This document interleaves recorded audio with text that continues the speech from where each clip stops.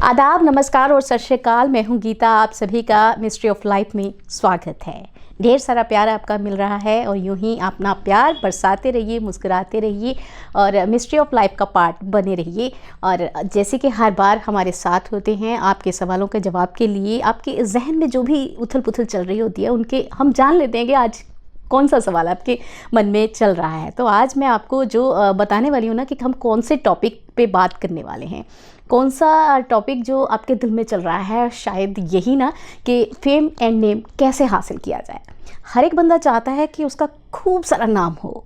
जैसे कि एक शॉपकीपर से ही ले ले, एक छोटा सा दुकानदार, वो क्या चाहता है उसकी दुकान के नाम से ही उसका नाम हो और वो जहाँ भी जाए उसकी दुकान के नाम से वो मशहूर हो जाए, फेमस हो जाए, है ना।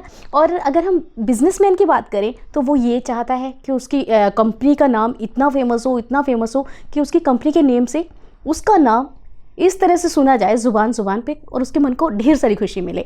और एक आर्टिस्ट की बात करें तो एक आर्टिस्ट जब काम करता है और प्ले करता रहता है, अपने परफॉर्मेंस देता रहता है, लेकिन उसको कई बार मायूसी सहनी पड़ती है और वो चाहता है कि उसका खूब सारा नाम हो, खूब फेम मिले उसको, लेकिन मिल नहीं पाता। तो ये भी एक पोजीशन होती है हमारे होरोस्कोप में। एक ग्रह होते हैं जो उसको फेम एंड नेम दिलाते हैं। और इसी तरह से हर एक प्रोफेशनल जो है ये चाहता है कि वो अपने प्रोफेशन में फेम एंड नेम हासिल करे। तो हर एक बंदा चाहता है भाई आज के टाइम में कि उसका खूब सारा नाम हो, उसे खूब फेम मिले। कौन नहीं चाहता, सभी चाहते हैं ना। एक आम आदमी से लेकर एक बड़े बिजनेसमैन तक। एक क्रिकेटर की बात करें तो छोटा क्रिकेटर जो वो यही सपना लेता है ना कि वो भी सचिन तेंदुलकर और धोनी की तरह खेले और उसका भी नाम हो, खूब सारा नाम। तो आप भी यही अपने मन में जो आज एक सवाल संजोए बैठे हैं उसका जवाब अमित कपूर जी हमारे देने वाले हैं।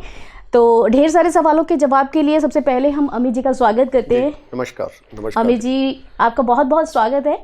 आप हमें इतने अच्छे नॉलेज देते हैं और हॉरोस्कोप के बारे में काफ़ी सारे ग्रह आप बताते हैं कि कौन सा ग्रह किस काम के लिए अच्छा है और किस काम के लिए नहीं। तो आज हम बात करने वाले हैं फेम एंड नेम के बारे में।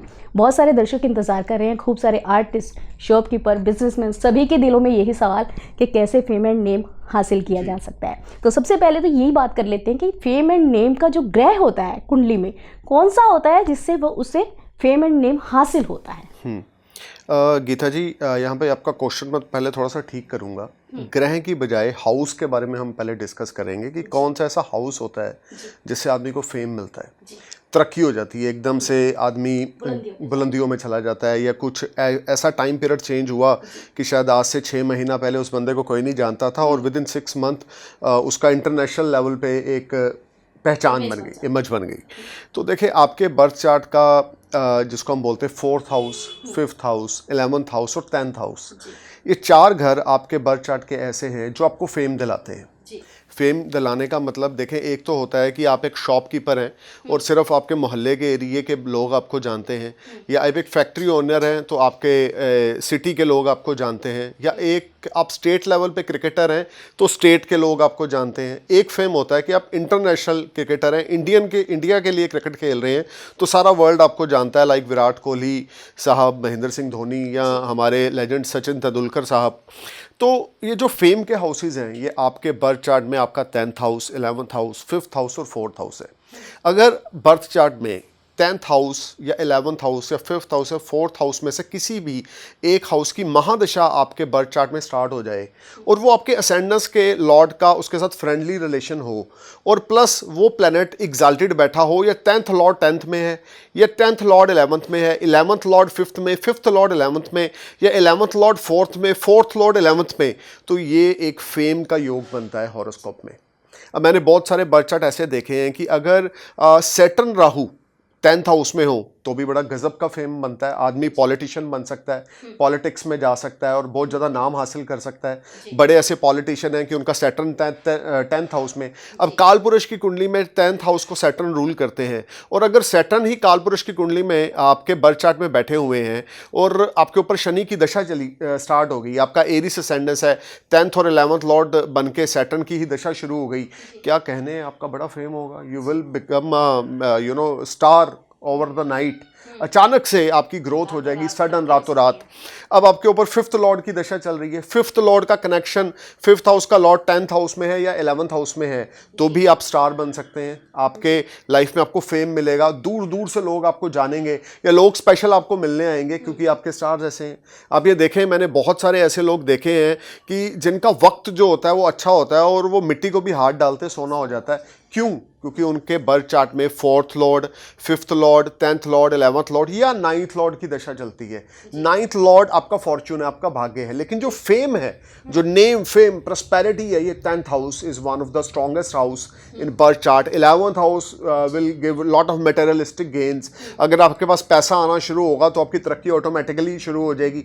बड़ी सारी चीज़ें एक दूसरे के साथ कनेक्टेड हैं। 5th हाउस जो है वो आपकी क्रिएटिविटी का है, कुछ आप ऐसा क्रिएटिव कर जाएंगे। अगर आपके ऊपर 5th हाउस लॉर्ड की दशा चल रही है, आप अच्छे आर्टिस्ट बन सकते हैं, स्पोर्ट्समैन बन सकते हैं, एंटरटेनमेंट इंडस्ट्री से जुड़कर आप बड़ा पैसा कमा सकते हैं। सपोज करें अब हम YouTube पे वीडियो बना रहे हैं, शायद आपका 5th हाउस एक्टिव होगा या मेरा एक्टिव होगा, तो हम लोग YouTube पे वीडियोस बना रहे हैं।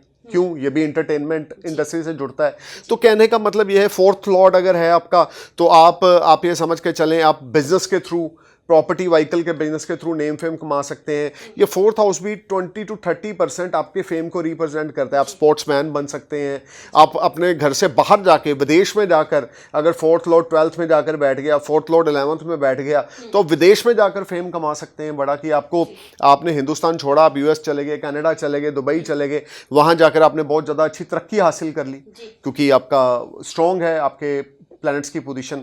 तो अगर आपके ऊपर 10th हाउस लॉर्ड की दशा चल रही है और वो आपके बर्थ चार्ट में वेल प्लेस्ड है, 11th लॉर्ड की दशा चल रही है, 5th लॉर्ड की या 4th लॉर्ड की दशा चल रही है, you will definitely get name, fame, prosperity with lot of finances. क्योंकि ये घर लक्ष्मी को, पैसे को भी रिप्रेजेंट करते हैं। फेम बढ़ेगा, पैसा अपने आप आएगा, पैसा बढ़ेगा तो फेम अपने आप आएगा। ये दोनों चीज़ों का एक दूसरे के साथ कनेक्शन है, ठीक है ना। आपके पास फेम आना शुरू हुआ तो ये तो हो नहीं सकता कि फेम है तो पैसा नहीं है। नेचुरल है, फेम होगा तो पैसा भी होगा, या पैसा है तो आप पैसे के साथ फेम खरीद भी सकते हो। अपनी होल्डिंग लगा दो हर मोहल्ले में, हर शहर में, तो आपका फेम हो गया।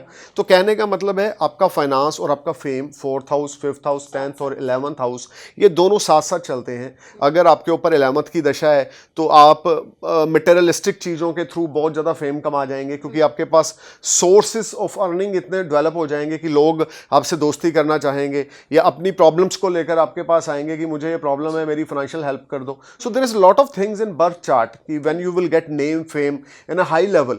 अब 10th लॉर्ड 5th में चला जाए, 5th लॉर्ड 10th में आ जाए, या 5th 11th में, 11th 5th में चला जाए, तो ये एक इंटरनेशनल लेवल का फेम जिसको हम बोलते हैं वो बनता है। तो अलग अलग कामों के हिसाब से अलग अलग दशाएं जो हैं काम करती हैं हमारे होरोस्कोप में, क्या? और चलिए ये भी हमने जान लिया कि कैसे कौन सी दशाओं के अकॉर्डिंग उनका नेम एंड फेम बनता है, लेकिन ये भी जान लेते हैं कि कौन सी दशा होती है जब वो नेम एंड फेम नहीं मिलता। बहुत ही कोशिश करते हैं लेकिन वो अचीव नहीं होता। देखें गीता जी, यहाँ पर अगर आपके 10th हाउस के लॉर्ड जो लॉर्डशिप है वो अगर डेबिलिटेटेड साइन में यानी एनिमी साइन में या नीच के होके 10th हाउस का लॉर्ड बैठ गया है तो आपको बिजनेस में भी नेम फेम नहीं मिलेगा, आपकी लाइफ स्ट्रगलिंग ज़्यादा रह जाएगी। 11th लॉर्ड नीच का हो गया है, डेबिलिटेटेड है।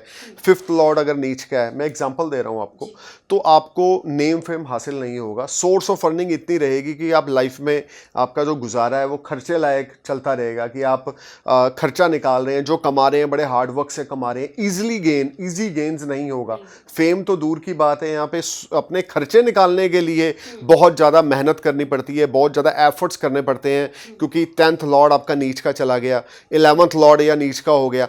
या अगर अब इससे उल्ट अगर हम जाते हैं, 10th लॉर्ड 11th में चला जाए, 11th लॉर्ड 10th में आ जाए, क्या बात है। You will get lot of fame, money, unexpected gains, आपका इंटरनेशनल लेवल पे नाम हो जाएगा। आप जो भी करेंगे, जिस काम में भी हाथ डालेंगे, उस काम में आपको सक्सेस मिलेगी। Planets play a big role. Birth chart is a root of your life. So you must consult with the nearest astrologer कि which type of planets you have in your birth chart. You make your life like according to your planetary placement. Because भगवान शिव ने ज्योतिष का निर्माण जो किया है वो इंसान को रास्ता दिखाने के लिए किया है। उसी तरीके से एस्ट्रोलॉजी एक गाइडलाइन है जो आपकी लाइफ के रूट्स हैं वो बताती है। आपके पिछले कर्म कैसे थे, जो आप इस जन्म में ग्रह लेकर आए हो बर्थ चार्ट में, देखें, हम इस जन्म में जो कर रहे हैं ना, जो कमा रहे हैं, जो इज्जत, मान, यश, कीर्ति, नेम, फेम, पैसा, हर एक चीज़ जो हम कमा रहे हैं इस जन्म में, वो हमने कहीं ना कहीं कमाई हुई है अपने पिछले जन्म में, जो हम इस जन्म में साथ लेकर आए हैं। थ्रू अवर बर्थ चार्ट उस चीज़ का पता लगता है कि लाइफ में कितने अप डाउन है, लाइफ में कितनी स्ट्रगल है, कितनी हर्डल्स हैं, कितने हम मेंटल डिप्रेशन से निकलेंगे, कितने ज़्यादा हम पॉजिटिव रहेंगे। ये सब हमारे बर्थ चार्ट में प्लानिटरी पोजीशन हमें बताती है जी। ठीक है जी। तो आपने जान लिया कि प्लैनेट्स के अकॉर्डिंग आपको कौन कौन सा बिजनेस और कैसे कैसे आपका जो है फेम एंड नेम आप हासिल करने वाले हो कौन। लेकिन हाँ, एक बात आपके जहन में आ रही होगी कि जैसे कि अमित जी ने बताया कि आप कोई भी काम शुरू करते हो तो आपको सक्सेस नहीं मिल रही और आप चाहते हो कि मेरा नेम हो, फेम हो, लेकिन फिर भी नहीं मिल रही। आप बहुत एफर्ट्स कर रहे हो, लेकिन एक बात ध्यान रखने वाली है यहाँ पे, अगर आप कोई बिजनेस कर रहे हो या कोई भी काम कर रहे हो, किसी भी प्रोफेशन को आपने चूज़ किया है, यदि आप अपने बर्थ चार्ट को दिखा के चेक करवा के उस काम को शुरू करें तो ज़्यादा बेहतर होगा, क्योंकि आप जान पाएंगे कि आपके लिए ये कार्य अच्छा होगा या नहीं, इसमें आप सक्सेस पा सकते हैं या नहीं, और कितना आप इसमें सक्सेस प्राप्त कर सकते हैं, या फिर ये आपको बिल्कुल डाउन लेके जाने वाला है। अगर आपको पता चल जाता है कि ये आपको डाउन लेके जाने वाला है तो आप ये काम करोगे ही नहीं। और अगर आपको पता जाता है कि आपके बर्थ चार्ट के अकॉर्डिंग आपको कौन सा काम सूटेबल रहेगा, कौन सा आपको सूट करेगा, अगर आप वही करोगे तो मेरे ख्याल से डेफिनेटली आप जो है नेम एंड फेम अचीव कर पाएंगे। आप एफर्ट कीजिए, कोई आपके नियरेस्ट कोई भी विश्वास पात्र आपका एस्ट्रोलॉजर हो, उससे आप कांटेक्ट कीजिए और पूरा बर्थ चार्ट दिखाइए और फिर आप काम शुरू कीजिए। और नीचे दिए गए नंबर आपके सामने हैं। अगर आप किसी भी तरह से कोई भी टॉपिक पे कंसल्ट करना चाहते हैं, आपके कोई समस्या है, प्रॉब्लम है, नया काम शुरू करने वाले हैं, शादी विवाह कुछ भी है, आपकी मैरिज लाइफ कैसी चल रही है, अच्छी नहीं चल रही है, अच्छी चल रही, चलाने के लिए आप कुछ उपाय करना चाहते हैं, तो अमित कपूर जी हमारे साथ हैं। आप किसी भी टाइम ये नंबर डायल कर सकते हैं और उनके साथ कॉन्टेक्ट कर सकते हैं। तो अभी जो हमने आज टॉपिक लिया तो पूर्ण टॉपिक था। आई होप कि आपको अच्छा लगा होगा, और ऐसे तमाम टॉपिक्स हम आपके सामने लेके आते रहेंगे ताकि आपके दिल में जो चल रहे हैं तमाम सवाल, उनका जवाब हम देते रहें और आपके इन परेशानियों का हल हम ढूंढने की कोशिश करते हैं। और आपका विश्वास इसी तरह बना रहे हमारे ऊपर, और आप इसी तरह मुस्कुराते रहें, हंसते रहें और चारों तरफ अपने खुशियाँ फैलाते रहें। और अब हमें दीजिए इजाज़त, नेक्स्ट एपिसोड में फिर से मुलाकात होगी। तब तक के लिए इजाज़त चाहते हैं। नमस्कार। नमस्कार, थैंक यू।